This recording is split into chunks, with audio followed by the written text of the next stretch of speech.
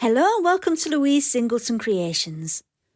In one of my recent videos I did a little bit of flame painting and so many people requested another video showing a little bit more detail on how it's done. And so today, as promised, I've brought you a flame painting video. It's for beginners. And the reason for that is because I'm a beginner myself. But I've still got lots to tell you and lots of things to show you for inspiration. All of the pieces of copper which I will be flame painting in this video will be shown in detail at the end, all finished and made into jewellery. So make sure you stay tuned until the end because I'll be showing you how to seal the jewellery and make it look beautiful and shiny.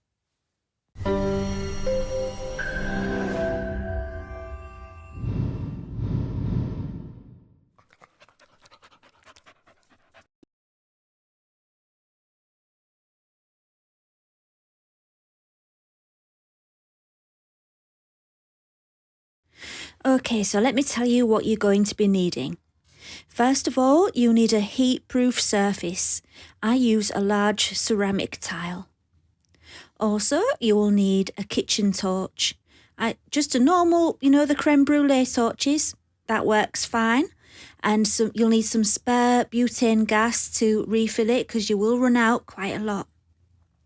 It helps if your torch has a control on it to change the size of the flame. That will be really helpful. I will put a link to my torch in the description to this video. You'll also need copper blanks.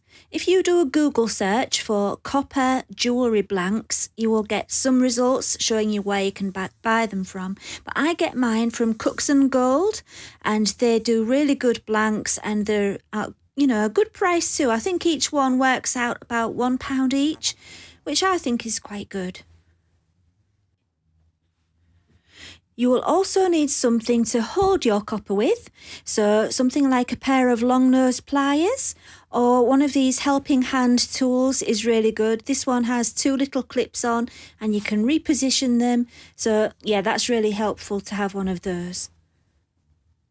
And most importantly of all, because you're working with fire, and it's very dangerous, obviously, you will need a bowl of cold water just in case of accidents.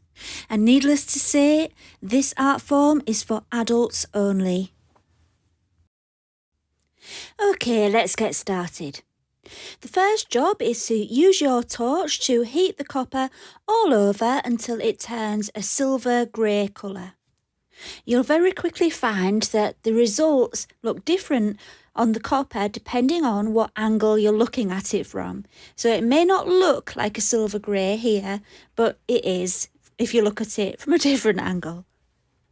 Once you've got your copper to the silver grey stage, you need to let it cool down enough to start on your flame painting. Now, there's no point me telling you how long to leave it because it all depends on the temperature of the environment you're working in. If you want to speed up the cooling process, you can use a small desk fan or even quench it in cold water. But I don't do that so much. I tend to just leave it and sit patiently. This is one of those things that's really hard to teach. And to be honest with you, the best way for you to learn is to try it and experiment, see what works for you and what doesn't work. I've edited out a lot of the waiting time. What you would have seen if I'd left it all in is me waiting about 2 or 3 minutes after each time I've done a few blasts with the flame. I just let it cool down, and that's where the trial and error comes in. You'll see that sometimes I use the torch and after a minute or so everything goes pale blue and sometimes disappears completely, and that's because the copper got too hot. So this is what I mean about the trial and error. It's practicing how long to leave it to let it cool down before you apply the flame again, and to get it just to the right stage where the colour stays where you want it to stay. The more you practice with it, you'll get the hang of the order of the colours, because it will always happen in the same order. The colours start off with a pale copper colour to a darker colour, and then more of a brown, and then you get the purples and pinks, and then it goes on to a dark blue, then a light blue, and then a green, and then it disappears. So once you know that order, you know what's likely to happen next. When you know, as you're heating it up, if you can see that it's a purpley colour, you'll know that it's just about, if you go any further, it's just about to go dark blue, and so on and so on. And you will get the hang of that, and it will really help you to understand your timings. So I've given you a basic introduction to the heating and the cooling. So now let's talk about the flame, which really is your paintbrush when you're flame painting. So everything I tell you today is beginner's instructions, and that is because I am a beginner. I've seen some videos of some absolute amazing artists doing this, and you know, they've practiced for years and years and years, and I don't expect to know everything after a few attempts. But sometimes it's best to learn from a beginner because you don't get overwhelmed with too much scientific information, and you just get the basics. As you can see, I'm just using a kitchen torch, but the professionals have some much more fancy equipment which can be altered and adapted so that you can change the flame, the oxygen in the flame, and all kinds of different things like that, which I don't have the knowledge to explain to you. But what I'm trying to tell you is that, you know, with more professional equipment, you can get better results. And yeah, maybe one day I will get to that point if I put enough time and effort into this and get a different torch. But for this tutorial, you're just getting so you're just going to hear about the basic torch, which is what I'm using, the kitchen torch. And the flame from the kitchen torch can be altered on this one anyway. You can have the bigger one or the smaller one, and that will help you to make different shapes. You will get different results depending on how you use the flame. For instance, I quite like to almost bounce the flame up and down in the same place, and you get a really interesting effect doing it that way. But you can also use the flame going from the side into the copper shape, almost like you're slicing into it. It's hard to explain, but it's like the copper goes halfway through the flame, and that gives another different effect. There's just so many different things you can learn just by experimenting with it, and I really, can't say that enough. You will learn so much more just by trying yourself.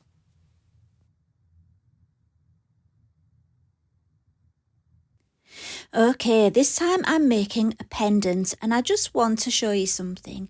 You see here, I've just made it into that first colour that you get, which is the copper colour, and I've left it. And then I start on the next corner. And I want you to pay attention to that first corner that I did and see how it starts to change colour even though I'm not applying the flame to it. I'm working on the other corner, but because the whole thing is heating up, the first corner is going through all those colour changes which I mentioned before. When you're working with a small object like this, it is a problem you tend to have, and if you're just starting out, I would recommend you do something bigger, because the small things heat up so quickly that you do tend to lose your pattern that you've already done. And that's why I started off with just the beginning of the colour and went on to the next bit, so it had chance to develop without disappearing. And with this one, I love how the previous parts that I'd done mingled together to make that pattern in the middle. I think it's just great, really quite magical the way that happens, and I was really pleased with that pendant actually. In a couple of minutes, I'll be showing you how I like to seal my copper pieces, and I'll show you the finished results of them all sealed and made into jewellery. But before that, I've just got a couple more to show you, and I'll put a little bit of music on because by now you might very possibly be tired of listening to me talking.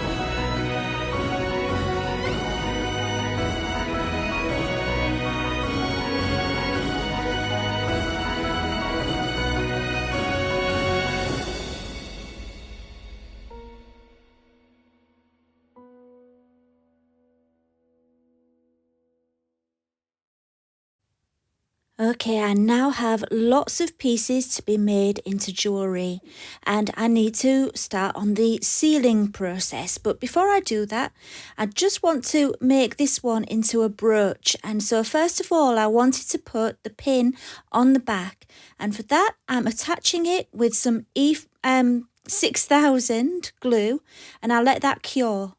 The next day I used some UV resin and filled up the back. I went over the glue to make sure it was extra secure. I filled up the back with the UV resin and put it under my light. And then the back was nice and strong and smooth and sealed. Once that was done, it was time to seal the front. And I've done the same process with all the different pieces. This one I used some blue tack just so that I could have it level on the top, so that the UV resin wouldn't drip off. It needed to be level. So yeah, that's why I'm using the blue tack. Now, one thing I will say about sealing your pieces is that it does alter the colour. The colours will never be quite as vibrant as they were once they're sealed. It's just a sad fact. I've tried using spray varnish, which I'm told you can use, just acrylic spray varnish, and I've tried that. And I think that the colours, you lose the colours more with the spray varnish. I found that UV resin gives me the best results, and so that's what I'm sticking with. And I use J Diction UV resin. I will leave the link in the description along with a code to get some money off that if you want to treat yourself. And so yeah, all I did was I made a puddle of resin in the middle, not too much, just enough so that I could spread it out to the sides and it wouldn't all be dripping off. And I'm just using a little cocktail stick to tease it to the edges so that it just rests on the edges without going over, and that way you get a lovely domed effect. You can use a gentle flame just to get rid of any bubbles, and then it's ready to cure for 2 or 3 minutes under your UV lamp. Do have a look at the comments to this video, because if anybody has watched this video and has more knowledge than I do about sealing, I'm sure someone will give us some information on other things you can use to seal your copper. One question I have been asked about the UV resin is, does it pop off because you're coating something smooth? And my answer is, so far I've not had any problems with the UV resin coming off. I even made a guitar pick for my husband with UV resin on, and so it's had, it's had some wear and tear, and the UV resin did stay on. So as far as, to the best of my knowledge, it stays on. So here you can see how beautiful and shiny and protected it is once it's got that layer of UV resin. It really does look absolutely beautiful with that on, although the colours, like I said, have altered. There's more browns in there now, but I still think that it's beautiful. Have a look at the other pieces that I've made into jewellery and see what you think. It's quite difficult to capture the beauty in a photograph, so the lighting might seem a bit strange, but it was just so that I could really capture those colours. And look at those colours, so many different ones in there. You just keep seeing new things as the angle changes. I just love them. I love doing this flame painting technique because the results are just, they're a one-off, aren't they? You can't reproduce it. Every piece is completely original, and I think that's why I love it so much. So to all those people who requested this video, I really hope it helped a bit. Even though I couldn't give you too much information, just being a beginner myself, hopefully I've shown you how much you can achieve even if you are a beginner. So that's it for today. I hope you've enjoyed the video, and don't forget, if you haven't already subscribed and you did enjoy the video, please subscribe and it will help my channel to grow. Bye for now.